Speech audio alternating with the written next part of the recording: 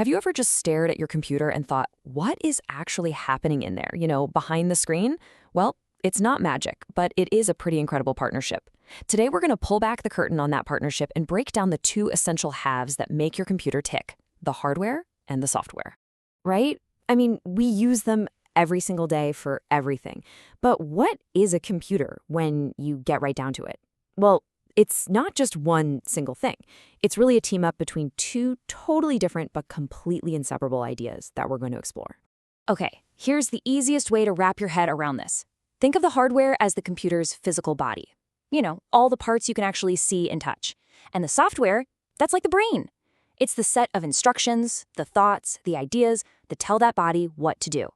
And just like us, one is pretty much useless without the other. So here's our game plan. First, we'll look at the two halves of a computer. Then, we'll get to know the hardware. After that, we'll dive into the incredible power of software.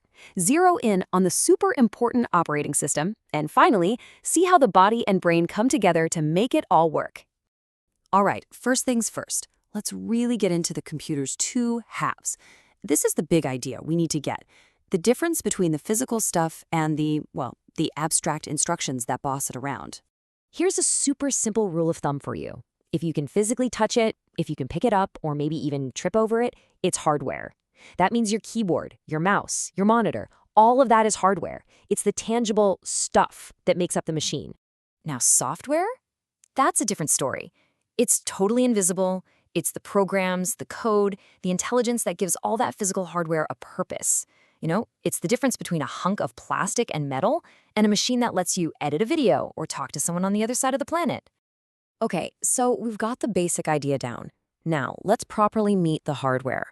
We're going to take a little tour of the body of the machine and all its essential parts. So where do we start? With the input devices. Think of these as the computer's senses. This is how it takes in information from you and the world around it. Every time you type on a keyboard, click your mouse, or talk into a microphone, you're feeding the computer data to work with. And of course, once the computer has done something with all that data, it needs a way to talk back to you, right? That's where output devices come in. They are, for all intents and purposes, the computer's voice. Your monitor shows you what's going on, your speakers play you sounds, and a printer can hand you a physical copy. Now, right at the very heart of all this hardware is the CPU, the central processing units. This is the real workhorse. You can think of it as the engine. It takes all the input, follows the software's instructions to the letter, and cranks out the results that you see on your screen. A computer also needs a memory, and it basically comes in two flavors. Primary storage, like RAM, is like its short-term memory. It's lightning fast and holds everything the computer is actively working on right now. But when the power goes off, poof, it's gone. Secondary storage, like your hard drive, is the long-term memory. It's a bit slower, but it's where you keep all your files and programs safe and sound. So that was the body. But a body without a brain doesn't do much, does it? So now we're going to explore the incredible power of software, the actual instructions that make all that expensive hardware useful. And this is something you've got to remember. You could have the most powerful, most expensive computer hardware on Earth, but without any software, it's just a really, really complicated paperweight. The software is what unlocks the potential of the physical machine. It's everything.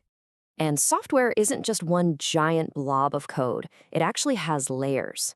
Down at the very bottom, you've got system software. That's the foundation that directly controls the hardware. Then on top of that, you have application software.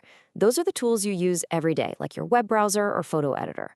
And then you have utility software, which kind of acts like a protector, helping maintain the whole system, like an antivirus program. This brings us to a really, really special piece of software, the operating system. Seriously, if the hardware is an orchestra and all the other software is the sheet music, then the OS is the conductor that makes sure everything plays together in perfect harmony. So an operating system, or OS, is that fundamental piece of system software that acts as the bridge between you, the user, and all that complex hardware whirring away inside your machine. Without an OS like Windows or Mac OS, you wouldn't be able to do, anything. It's that important. The OS is always working, constantly juggling tasks behind the scenes. It's managing your memory, telling your keyboard and mouse what to do, organizing all your files into folders, and keeping the whole system secure. It's basically the computer's tireless and indispensable manager. And not all operating systems are created equal. Some, like the ancient MS-DOS, were built for just one person doing one thing at a time. Modern systems like Windows 11 and macOS are multitasking beasts. And then you have these super specialized ones, like real-time operating systems or RTOS. You find those in things like ATM machines, where a split-second, absolutely guaranteed response is critical. Okay, let's land this plane. We're going to bring it all back together now and see how the body meets the brain to give us the complete picture of what a computer really is. So, it all comes down to this simple idea. The hardware provides the physical body, the software provides the intelligent brain. And that all-important operating system, that's the spark of life that connects the two and brings the entire machine to life. So the next time you sit down at your computer, just remember that incredible partnership.